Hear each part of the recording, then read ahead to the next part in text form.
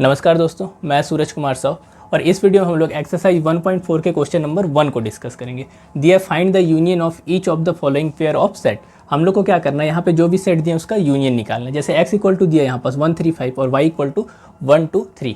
तो यहाँ पास जब आप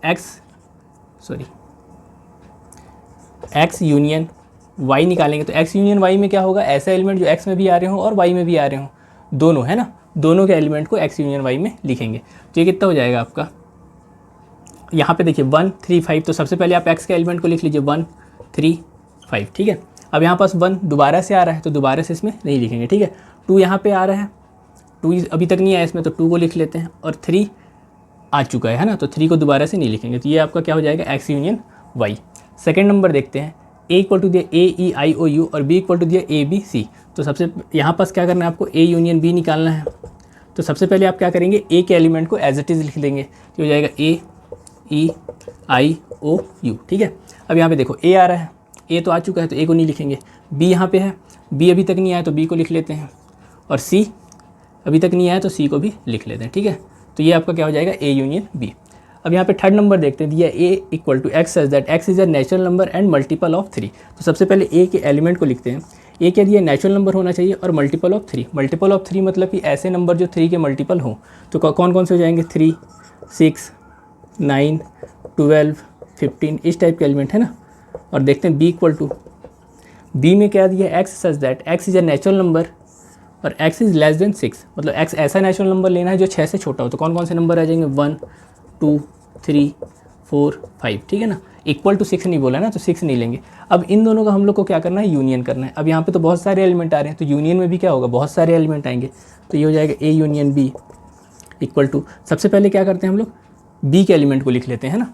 b के एलिमेंट हो जाएगा 1 2 3 4 5, ठीक है। ये हो गया b के एलिमेंट। अब देखते हैं a के एलिमेंट। अब यहाँ पे 3 है, 3 तो आ चुका है तो 3 को नहीं लिखेंगे। 6 है, 6 अभी तक नहीं आया तो 6 को लिख लेते हैं। 9 अभी तक नहीं आया, 9 को भी लिख लेते हैं। 12 नहीं आया, ऐसे है ना, फिर 15 और अप टू सो ऑन, ठीक है। अब इसको अप टू सो ऑन ऐसे लिख दिए। अब इसको अपन लिख देते हैं a union b equal to, अब देखो ये 3 6 9 12 और 15, ये तो 3 के मल्टीपल हैं, ठीक है ना। तो इसको अपन ऐसे लिख देते हैं 1 2 4 5, ठीक है। ये हो गया, ये 4 एलिमेंट को ऐसे लिख दिए और लिख देते हैं एंड मल्टीपल ऑफ 3, ठीक है ना। तो ये आपका क्या बन जाएगा, a यूनियन b, ठीक है।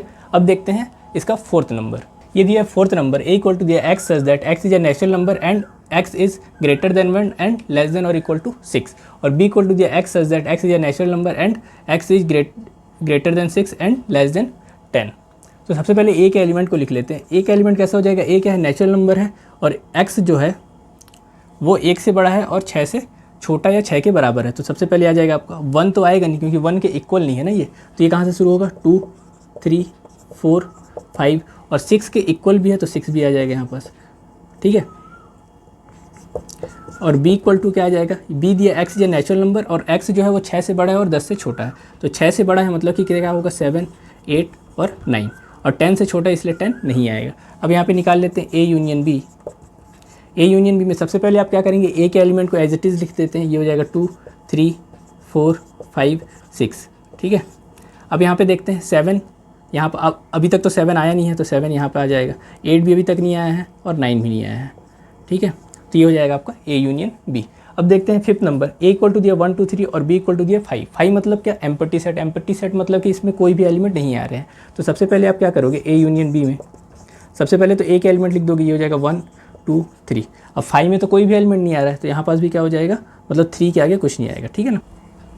एक कॉन्सेप्ट आप लोग लिख लीजिएगा कि यदि किसी भी सेट का अगर यूनियन करेंगे 5 के साथ तो वही सेट मिल जाएगा, और किसी भी सेट का अगर इंटरसेक्शन करेंगे 5 के साथ तो क्या मिलेगा, 5 मिलेगा। ये इंपॉर्टेंट कॉन्सेप्ट है, प्रॉपर्टी ऑफ सेट में मैंने आपको बताया नहीं था, इसको आप लिख लीजिए, ठीक है। सॉरी, ऑपरेशन ऑफ सेट में मैंने आपको ये नहीं बताया था, इसको आप लिख लीजिए। Thank you. अब नेक्स्ट वीडियो में हम लोग 1.4 के क्वेश्चन नंबर 2 को डिस्कस करेंगे। Thank you.